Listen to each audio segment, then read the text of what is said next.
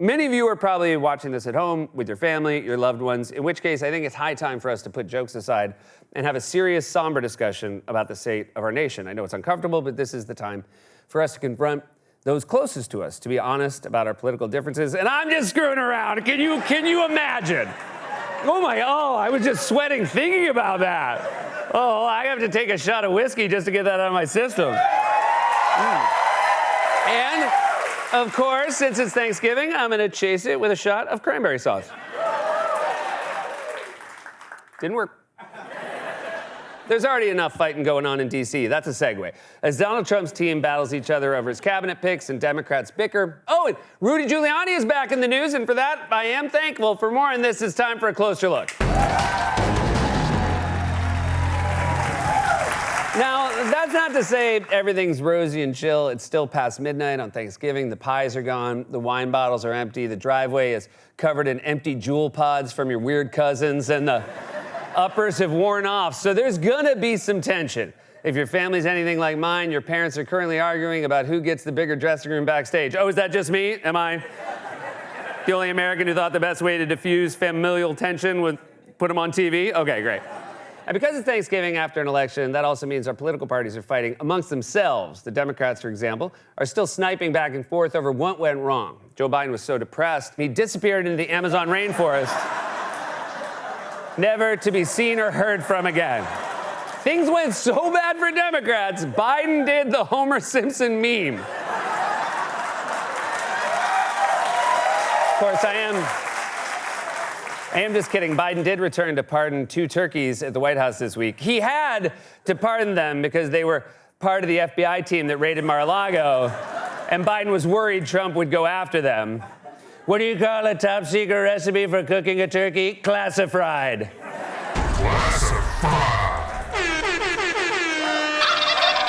See? We're having fun.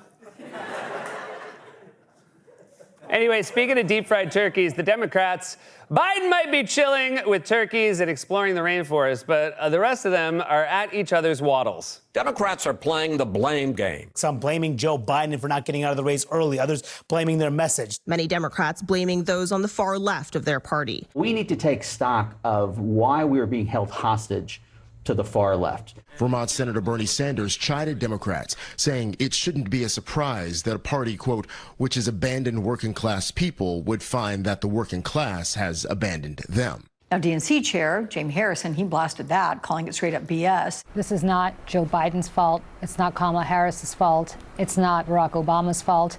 It is the fault of the Democratic Party in not knowing how to communicate effectively to voters. Okay, but aren't they in charge of the Democratic Party and of, communicating with the voter? I don't remember Barack Obama ever saying, hey, don't look at me, I just work here. I'm just biding time until I can pursue my real passion, stand-up comedy. Did you all watch the Bears play the Lions today? They got crushed. Last time a bear was that dead, RFK Jr. dumped it in Central Park. Yeah, you know it's true. Real quick, we are recording this on Wednesday, so if the Bears beat the Lions, congratulations on making me eat crow, which is something I bet RFK Jr. has also done. I once saw a dead crow on the highway. Real quick, the raspy RFK Jr. voice hurts my throat when I do it, so my impression going forward is just going to be a terrible JFK. Ask not what a dead crow can do for you. Also, I don't know. It's a good plan. Also, I don't know how you can blame wokeness when Kamala Harris ran the most centrist campaign in recent memory, and the guy who picked her as VP was Joe Biden. Dude's the opposite of a radical. He looks like old Captain America. So Democrats are bickering and pointing fingers. Trump, on the other hand, has made it very clear that Republicans are all on the same page. Our movement is built on love. I'm in love, and you're in love. We're all in love together. We've done something that nobody's ever done. The love in that room, it was breathtaking. It was like a love fest, an absolute love fest. Nobody's ever had love like that. That was love in the room. Oh my God, he sounds like the uncle on Thanksgiving who accidentally mixed his red wine with his back pills. I'm in love, we're in love together. Uncle Don, you're talking to a turkey. All right, nobody believes in our love.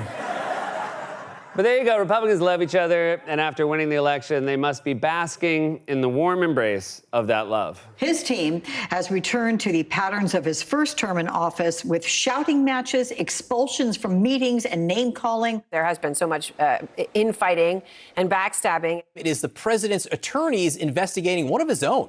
Boris Epshteyn was trying to shake down people for access, for contracts, for money. You do not do that under any circumstance, and believe me, there will be repercussions if somebody was. Musk has been so aggressive in pushing his views about Trump's second term that he's stepping on the toes of Trump's transition team. Musk is also becoming a source of infighting the Trump transition team surrounding the choice for Treasury Secretary. It is now turning into an all-out knife fight between Trump's orbit as they try to prove who has been the most loyal to him and who deserves a spot on his cabinet or within his administration. It was described to me as a knife fight.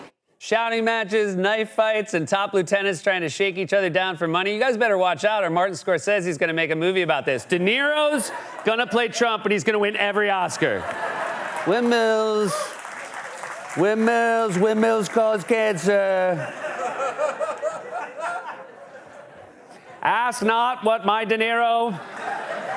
Man, it really is Thanksgiving. They went from love in the room to knife fight like your family after your sister's ex shows up to dinner. Brad, you have some nerve showing your face after how you left my daughter. I thought you were on a journey of self-discovery in the rainforest. The knife fights in Trump world are apparently so bad that they're even spilling out into public view. Epshteyn was involved in 2 shouting matches, including one involving Elon Musk. Tell us more about the tension, the divisiveness there.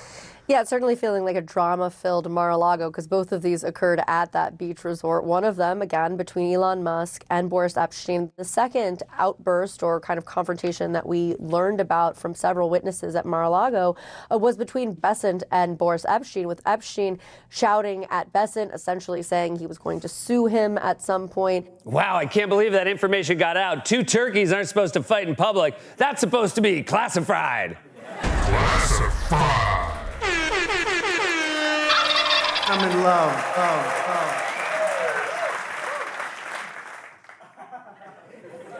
So Trump's aides and allies are lashing out at each other, but there's one Trump minion who's missing out on all the fun, and you guys, that's Rudy Giuliani.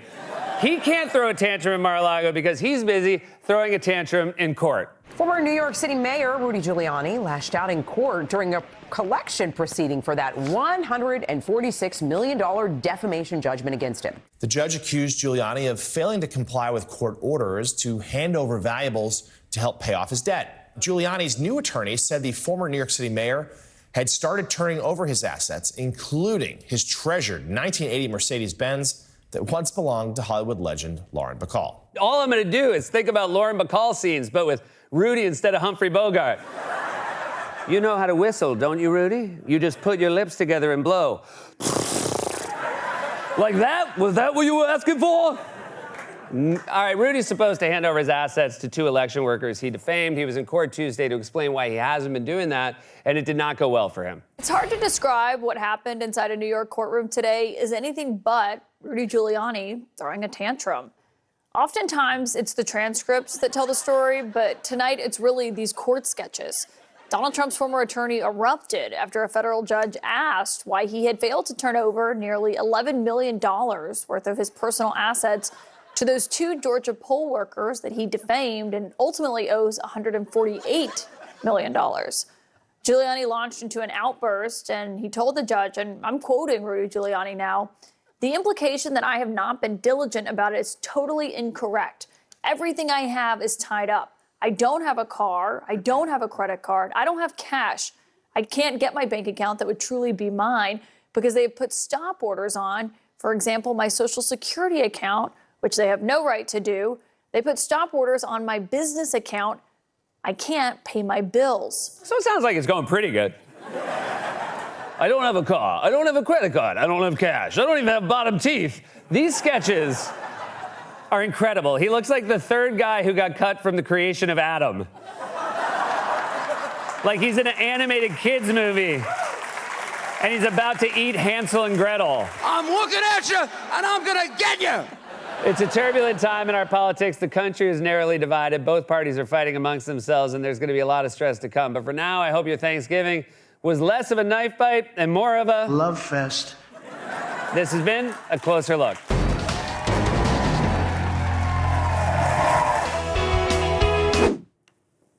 Hey, guys.